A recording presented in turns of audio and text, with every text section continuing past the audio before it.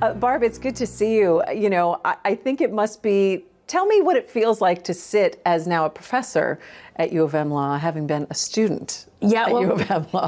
For a long time, you know, I've been here 7 years now. For a long time, I felt, you know, imposter syndrome, or like, welcome back, Cotter, you know, just visiting. But now that I've been here 7 years, I absolutely love it. It's a really joyful, uplifting place to be. You know, I think all of us are sort of chameleons a little bit and become a product of our environment. And here the students are idealistic, they're enthusiastic about the law, and that brings out the enthusiasm in me. And so I find it really energizing to be around students, and I just love it. Yeah, do you find, how different do you think the law school experience is now compared to when you went through? I think different in a couple of ways. I mean, one is our students are so savvy. I think because of the internet, you know, when I was in law school, I might read the headlines, but that was about it. And I was focused on my schoolwork and my social life to the extent it existed. Of course. Yeah, whatever that was. But, you know, today students are really tuned into what's going on in the world. And I think it's because they have information at their fingertips. They ask a lot of hard questions. They're very troubled by some of the decisions they see coming out of the Supreme Court. And they, you know, are concerned sometimes about the legitimacy of the court when they see some of the things that are going on there. But it makes for really great conversations. Our students also are a little older than they were in my day. In my day, most students came straight through from college to law school. Now, something like 75% of our students have been out working a bit before they come back to law school. Now they're coming back and choosing to do this, which might be a different mindset too. I think so. And they also bring some really interesting real world experiences back. Some have been, you know, Teach for America teachers, or paralegals in law firms, or engineers, or consultants, or police officers, or military members. And when we start talking about things like self-defense or mental illness, many of them have real experiences dealing with those problems, and they can bring that perspective to our conversations, which really enriches the classroom discussion. Do students have a lot of questions about what after this? I mean, we talk about, you know, a career in law, or maybe going to a big firm or in public service. Do they find that they have the options now? Because I feel like I read some things about, you know, people are maybe not wanting to become lawyers. Well, I think most of the students who are here are interested in becoming lawyers, but it can look a lot of different ways. And I feel like when I was here, there was very much this cookie cutter path to go work in big law and maximize wealth. And now I feel like students are really looking for what might be their best fit. Certainly some students still go to the big law firm, but many of our students become public defenders, for example, or work in nonprofits, or go in-house at corporations in big tech. And so there's something for everybody because there's so much out there. And I think students are more interested now in having a life that will bring them satisfaction. You know, they're not looking just to maximize wealth, but they're looking to make a difference in a space that really speaks to them. I think that's interesting, because when you talk about that path of life and where it kind of takes you, it's no longer that, and this is where you're going to be for the next 30 years. I mean, did you ever think that your career path would take you back here and doing what you're doing now? Yeah, no, and that is something that we talk about with our students, because I think there was a time it was, well, the first job and that's it, right? I'll be there until I retire, which is, you know, how it was for my parents. We all thought, yeah. Right?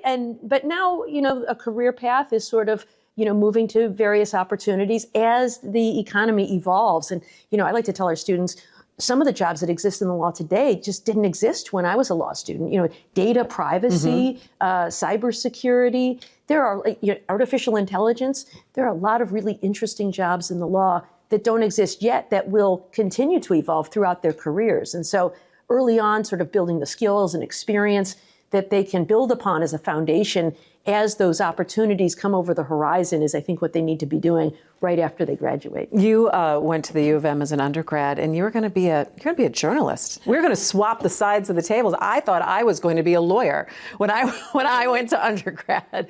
So how did media end up becoming the law for you?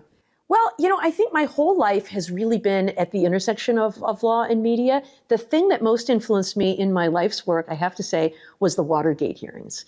When I was a child, those were going on, and my parents had it on in the house all the time. And I was a little young to understand it, but I knew it was something the president had done that was bad, and that some reporters had exposed this wrongdoing that ultimately led to his resignation. And it was a really important inflection point for me. Although I was young at the time, I remember asking my mom, Mom, what's Watergate? And she told me quite correctly, it's an office building. And I thought, well, that's Very it. large office building. I'm just too young to understand what this all is, because I thought the president had to resign over this. And if it's an office building, then I don't possibly understand it. But the idea of abuse of power was something that was very offensive to me. And the idea that reporters could hold people accountable for that abuse of power. And in the same way, I later learned prosecutors could hold people accountable for abuse of power. And so I think that is what has attracted me to both of these things all my life. So in college, I wrote for the Michigan Daily, the fantastic school paper. And I worked for 1 year for a newspaper in Rochester, New York, between college and law school. But ultimately came back because I wanted to learn about the law. I thought I might continue in journalism just with a legal background, but I found that I really love the law. And so that led to a series of jobs in the legal profession. But, you know, I've always enjoyed writing and reporting, and I think that's another way the work you do can hold people who abuse power accountable. And I mean, you're back in the media, appearing on MSNBC a lot of times, and on NBC as well. I want to talk about the first time that you and I actually had a conversation. You were the U.S. Attorney in the Eastern District, of course, of Michigan, and it was your first week on the job was the underwear bomber. And so you served from 2010 to 2017.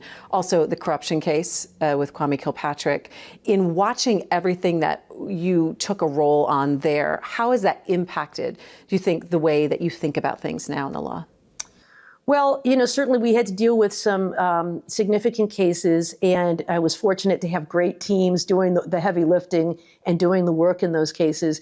But in both of those cases, in all the cases we did, the work we did was nonpartisan. It was focused on holding accountable people who had violated the law, and an effort to keep people, safe and secure and prosperous and trusting in our government.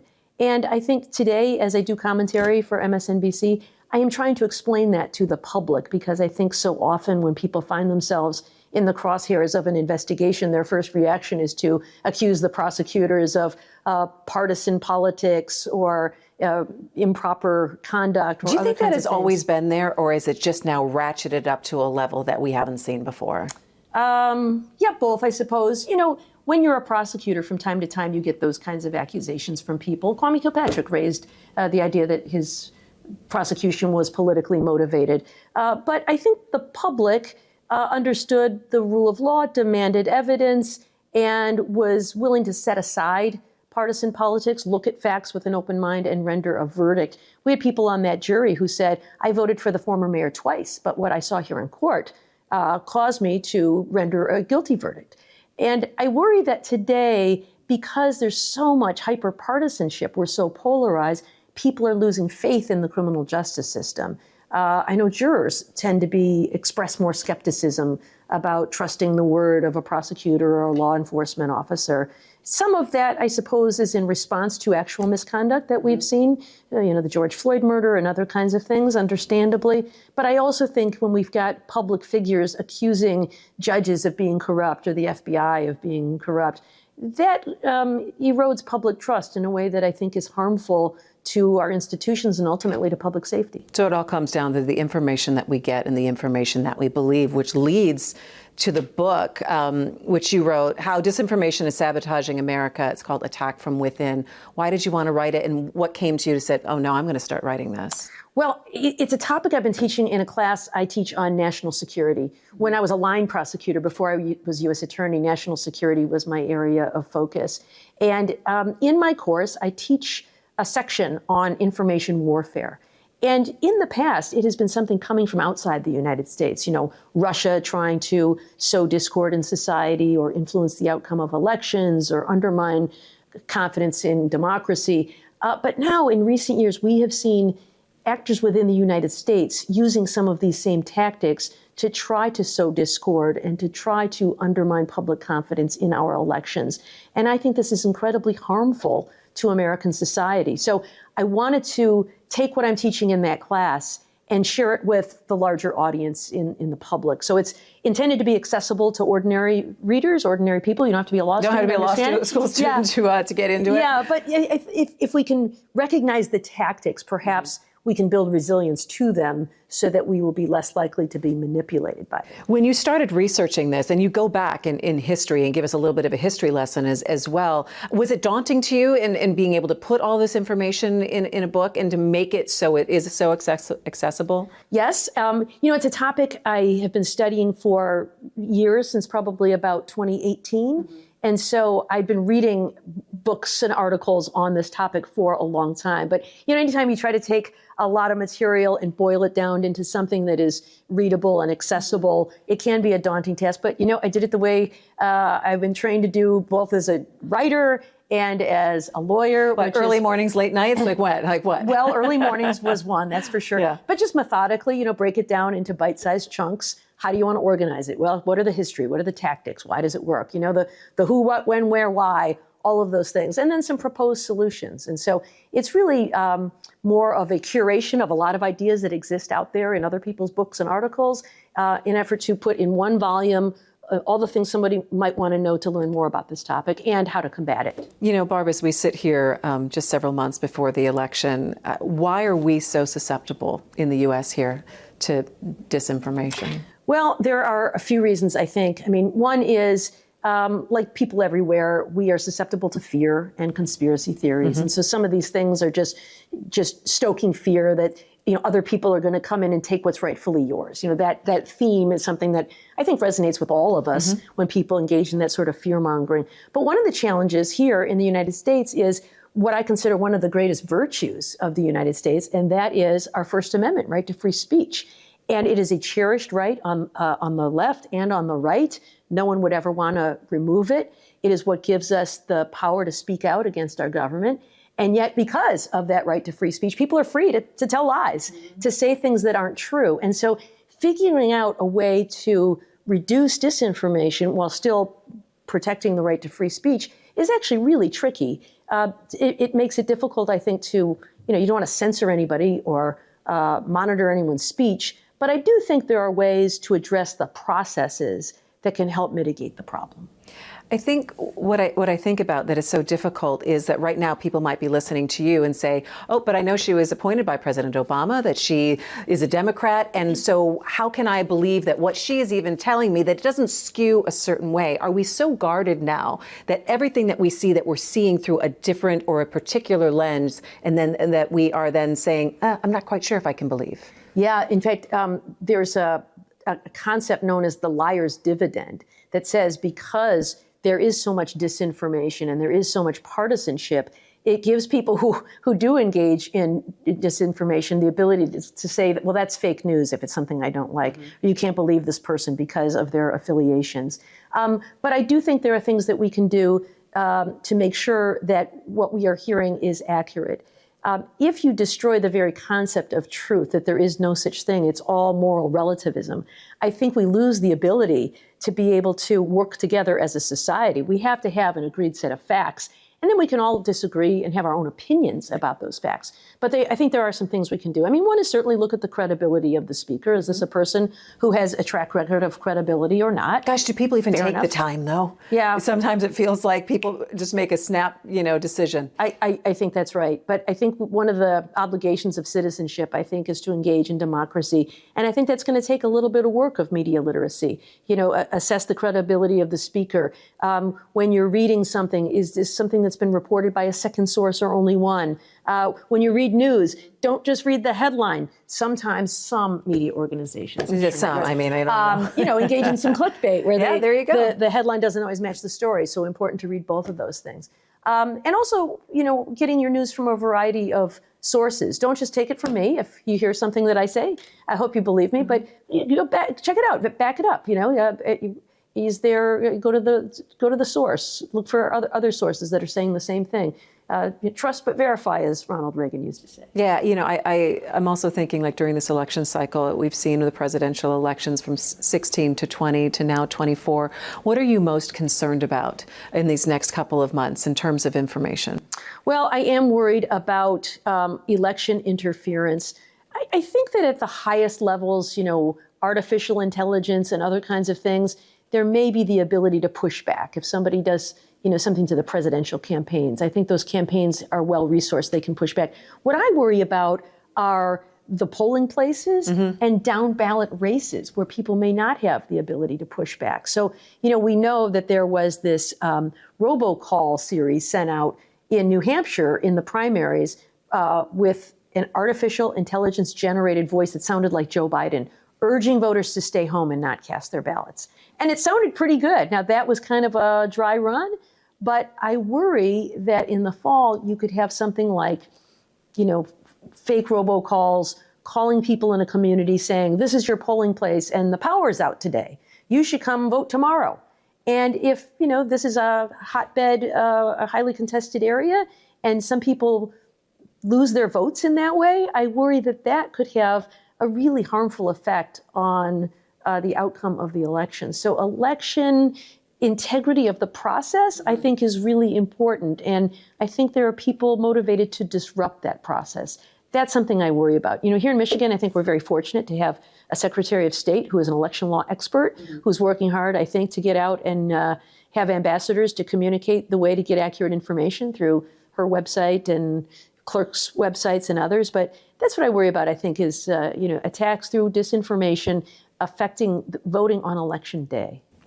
You're actually, in just a couple of minutes, you have to go teach a class on deepfakes and looking at that. What was some of the research that you have done so far that, maybe could be really interesting for what we're going to be looking at here in the next couple of months? Well, I think deepfakes are something that's really interesting. Microsoft has this Threats Assessment Center, and they have been monitoring deepfakes that were used in other elections this year, in Taiwan, in Europe, in India, and they have seen a lot of things that look real and can be very deceptive. Some of them are, newspapers that look like they come from a real newspaper, but it'll be a newspaper that doesn't exist, like the Chicago Chronicle. Well, there's no such thing, but it looks really good and really credible, and it'll say some, headline that is very deceptive about a particular candidate that people may read and believe.